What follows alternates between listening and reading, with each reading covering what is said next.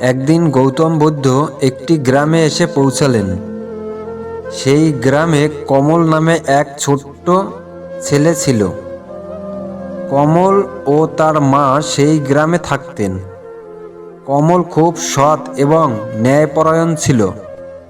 তার মা তাকে সবসময় বলতেন, কখনো মিথ্যা কথা বলবে না, কারণ সত্য সবসময় জয়ী হয় এবং সত্যের শক্তির কাছে সবকিছুই হেরে যায়। কমল ও তার মা যে গ্রামে থাকত, সেই গ্রামে মাঝে মধ্যেই একদল ডাকাত আক্রমণ করত।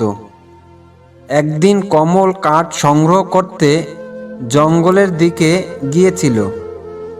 ঠিক সেই মুহূর্তে ডাকাতরা তাকে দেখে নিজেদের মধ্যে বলাবলি করতে লাগলো, এই ছেলেটি নিশ্চয়ই জানে গ্রামবাসীরা তাদের ধনসম্পদ কোথায় লুকিয়ে রেখেছে।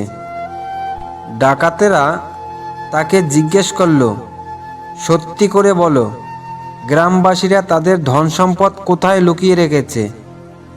কমল ডাকাতদের দেখে খুব ভয় পেয়ে গেল। তখন সে মনে মনে চিন্তা করলো, সে জানে সত্য বলা উচিত, কিন্তু সে যদি সত্যি কথা বলে দেয় তাহলে গ্রামবাসীরা বিপদে পড়তে পারে। কমল অনেক দিন আগে গৌতম বুদ্ধের কাছ থেকে শিখেছিলেন, সর্বদা সত্য কথা বলা উচিত, কিন্তু অনেক সময় সত্য গোপন করতে হয়, না হলে অন্যের ক্ষতি হতে পারে। তাই সে ভয় না পেয়ে বলল, আমি সত্য কথাই বলবো।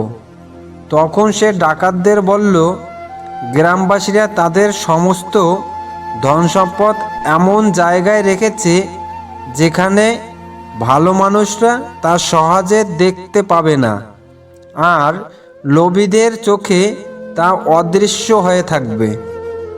ডাকাতেরা কমলের কথার কোনো মানে বুঝতে না পেরে তাকে ছেড়ে দিয়ে চলে গেল। কমল সত্য কথা বলল, কিন্তু তার সত্য বলায় কোনো ক্ষতি হলো না। সত্য বলা উচিত, তবে এমনভাবে বলতে হবে যাতে তা অন্যের উপকারে আসে।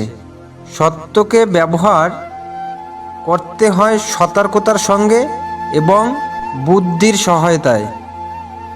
আমাদের পরবর্তী গল্প। গৌতম বুদ্ধের সকল শিষ্যদের মধ্যে একজন শিষ্য ছিল, তার নাম ছিল সনাতন।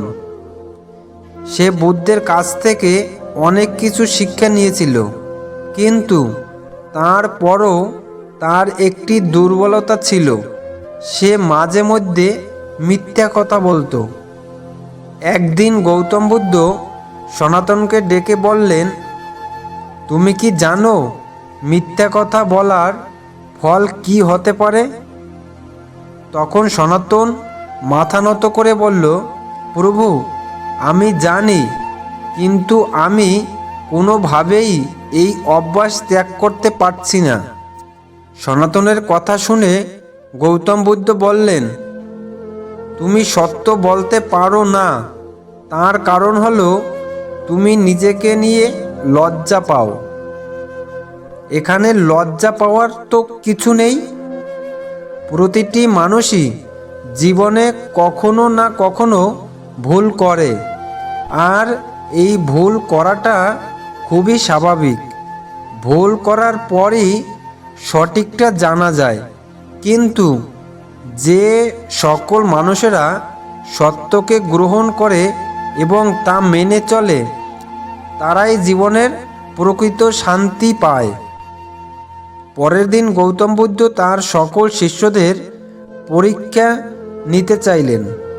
তিনি সকলকে বললেন, যার যা সত্য আছে তা প্রকাশ করবে, কেউ কিন্তু সত্য গোপন করবে না। গৌতম বুদ্ধের এই কথা শুনে সনাতন খুব ভয় পেয়ে গেল।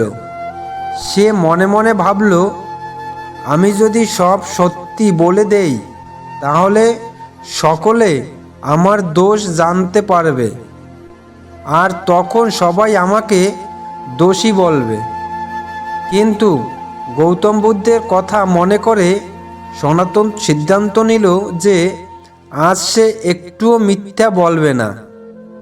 পরীক্ষার সময় সনাতন তার সমস্ত ভুল স্বীকার করল। তখন গৌতম বুদ্ধ মৃদু হেসে বললেন, সত্য প্রকাশ করার মধ্যে কোনো ভয় নেই। যখন তুমি নিজের সত্যকে মেনে নেবে, ঠিক তখনই তোমার পরিবর্তন শুরু হবে।